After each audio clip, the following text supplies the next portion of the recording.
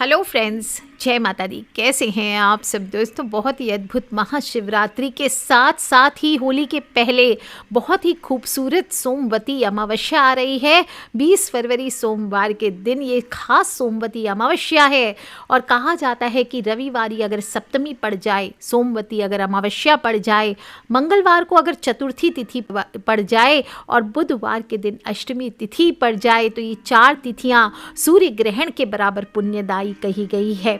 इन तिथियों में किया गया ध्यान, स्नान, दान, इन सभी का जप, जो भी आप मंत्र सिद्धियां करते हैं, किसी भी तांत्रिक पूजा आदि करते हैं, सब का जप, इन सब का फल 10 लाख गुना ज़्यादा मिलता है।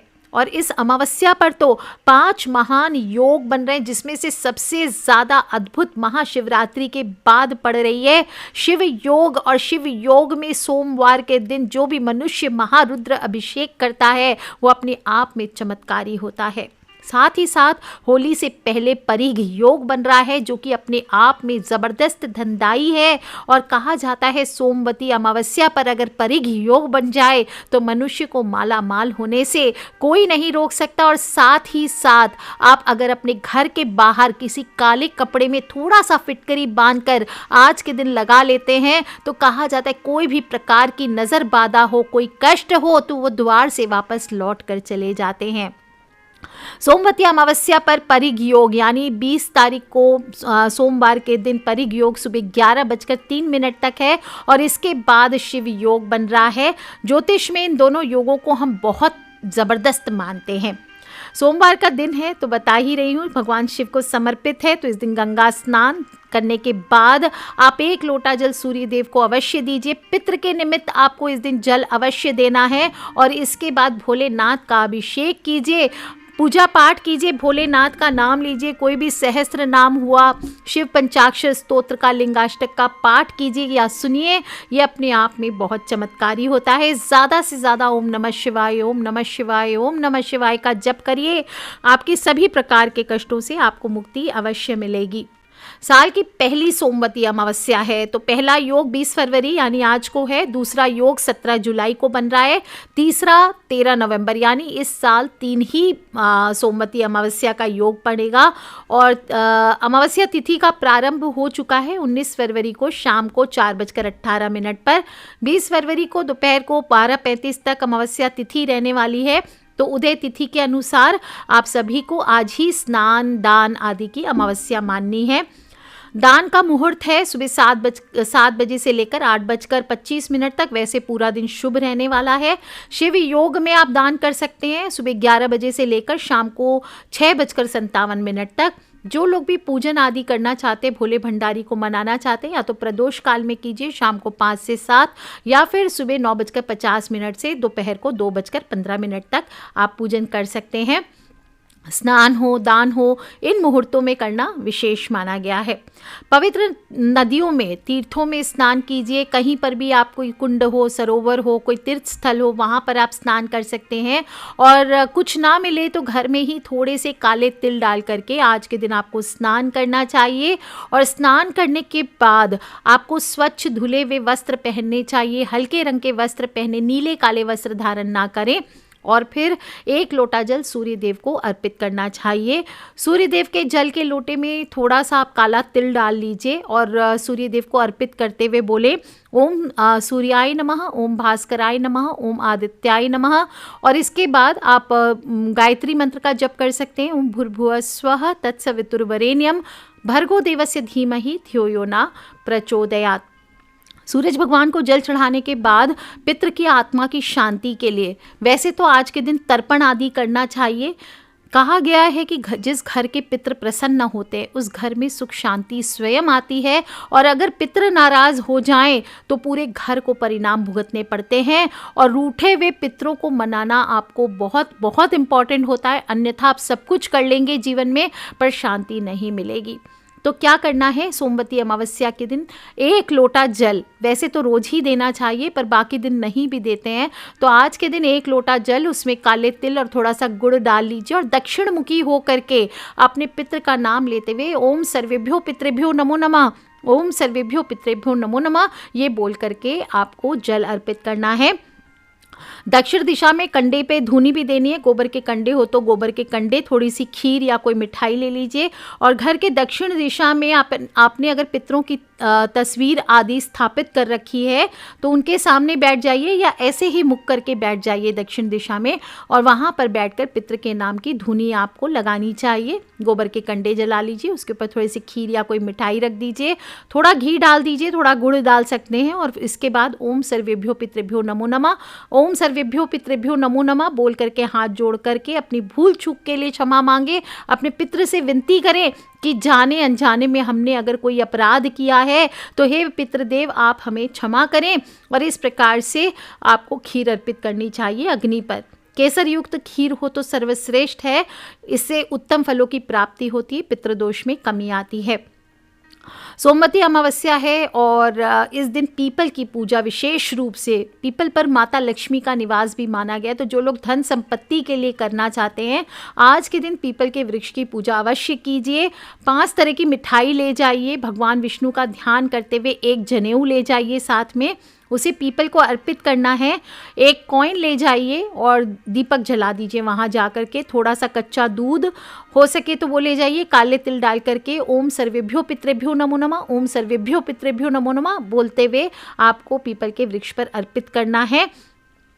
इसके बाद अब वहीं बैठ करके पेड़ के नीचे ओम महालक्ष्म्यै नमः, ओम महालक्ष्म्यै नमः, या फिर ओम श्रीम ह्रीम शिम कमले कमलालय प्रसीद प्रसीद श्रीम ह्रीम शिम ओम महालक्ष्म्यै नमः, इस मंत्र का जप 108 बार कर लीजिए। ओम नमो भगवते वासुदेवाय, ओम नमः शिवाय, जो भी आपके इष्ट हैं उनके मंत्रों का जप कीजिए। और फिर 108 बार या 11 बार या 5 बार या 4 बार आपको पीपल की परिक्रमा करनी चाहिए।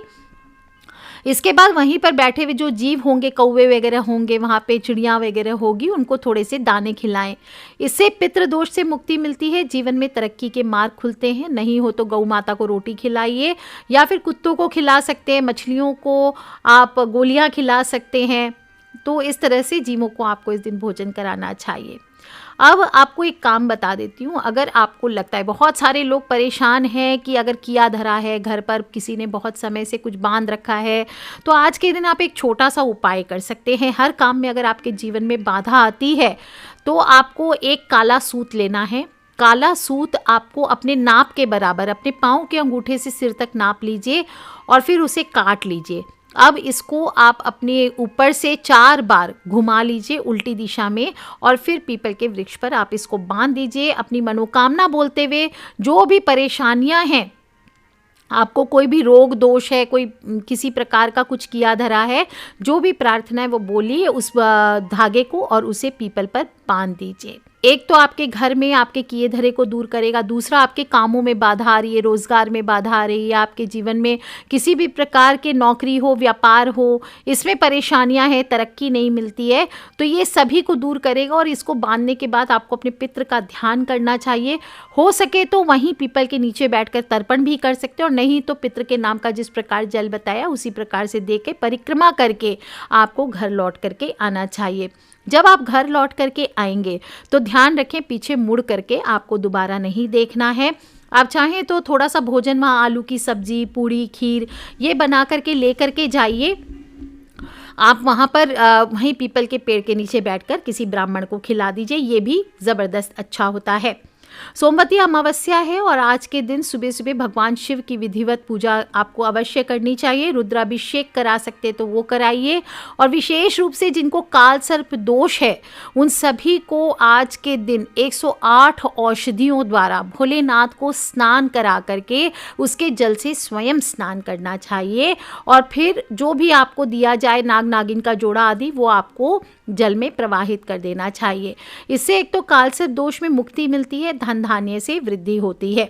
जीवन में कष्ट और परेशानियां चल रही है तो आज की शाम आपको तुलसी माता की भी पूजा अवश्य करनी चाहिए। धूप दीप कीजिए और हो सके तो सुहाग सामग्री लाकर माँ को चढ़ाकर किसी ब्राह्मण को, किसी ब्राह्मणी को या फिर किसी गरीब कन्या को आपको भेंट कर देना चाहिए। पितृ के नाम का आप इस दिन ये वस्त्र दान कर सकते हैं और 108 या 11 परिक्रमा तुलसी माँ की अवश्य करिए। ऐसा करने से भी जीवन में मुसीबतें दूर होती है, धन समृद्धि में आने वाली अड़चनें दूर होती है। दोस्तों, सोमवती अमावस्या आज क्या व्रत नहीं है, बहुत सालों से प्राचीन व्रत कहा गया है। और कहा जाता है कि एक गरीब ब्राह्मण परिवार था जिसमें पति पत्नी के अलावा एक पुत्री भी थी। पुत्री धीरे धीरे जब बड़ी हुई, लड़की में समय के साथ सभी स्त्रियोचित गुण का विकास होने लगा, सुंदर हुई, संस्कारवान हुई, गुणवान हुई, लेकिन गरीब होने के कारण उसका विवाह नहीं हो रहा था। एक दिन ब्राह्मण के घर एक साधु पधारे जो कि कन्या के सेवा भाव से बहुत प्रसन्न हुए और उसे लंबी आयु का आशीर्वाद देकर कहा कि कन्या के हथेली में विवाह योग्य रेखा नहीं है। अब ब्राह्मण दंपत्ति जो थे वो दुखी हो गए कि कन्या ऐसा क्या करे कि उसके हाथ में विवाह योग बन जाए। साधु ने कुछ देर विचार किया, उसके बाद अंतर्दृष्टि से ध्यान करके बताया कि कुछ दूरी पर एक गांव में सोना नाम की धोबन रहती है अपने बेटे और बहू के साथ, जो कि बहुत ही आचार विचार और संस्कार संपन्न और पतिपरायण स्त्री है। यदि ये कन्या उसकी सेवा करे और वह महिला इसकी शादी में अपने मांग का सिंदूर लगा दे और इसके बाद इस कन्या का विवाह हो तो इस कन्या का वैधव्य योग मिट जाएगा। साधु ने यह भी बताया कि वो महिला कहीं आती जाती नहीं है, अतः तुम्हें ही वहां जाना पड़ेगा। यह सुनकर के ब्राह्मणी ने अपनी बेटी से धोबन की सेवा करने की बात कही।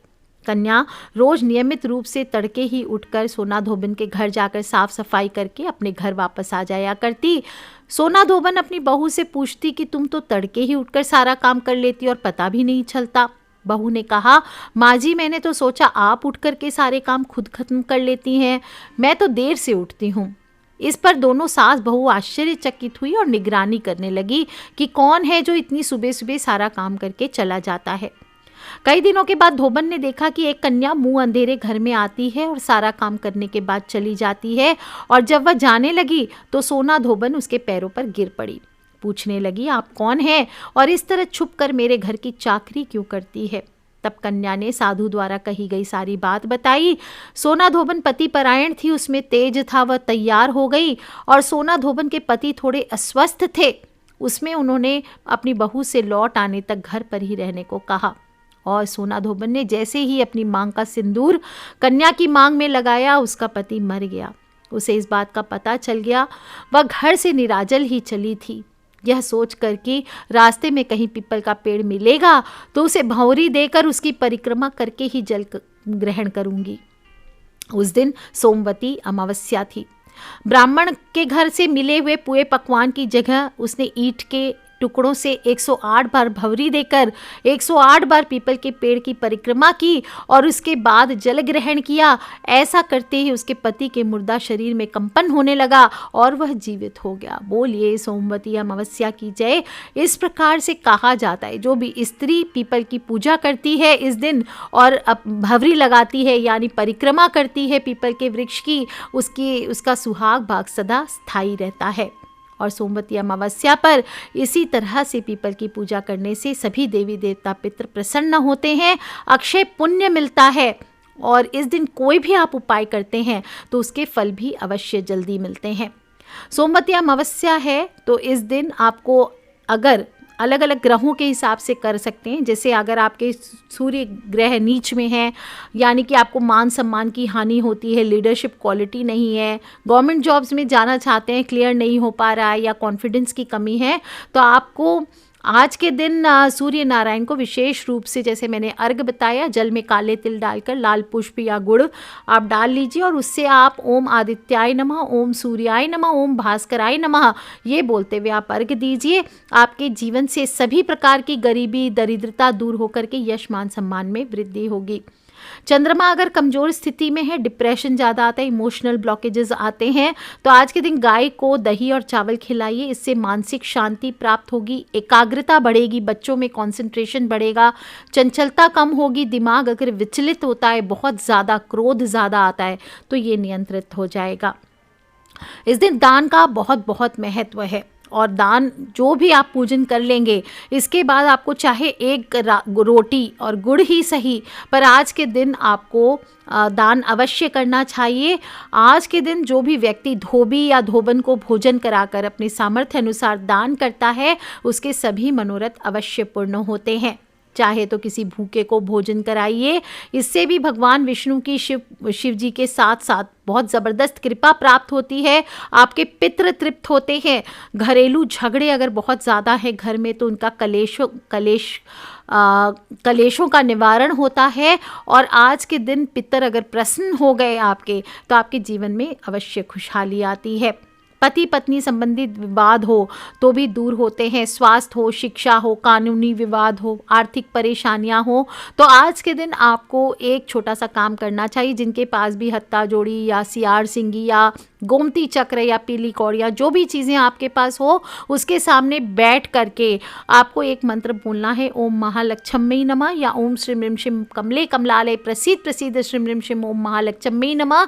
ये बोल करके आपको 2 चुटकी सिंदूर, 1 इलायची, 2 लौंग और 1 कपूर का टुकड़ा, ये आपके जो लक्ष्मी कारक चीज़ें हैं उस पर चढ़ा देना है और लक्ष्मी माँ के सामने वहीं छोड़ देना है। अगले दिन सुबह इसे वापस तिजोरी में बांध करके आपको रख देना चाहिए।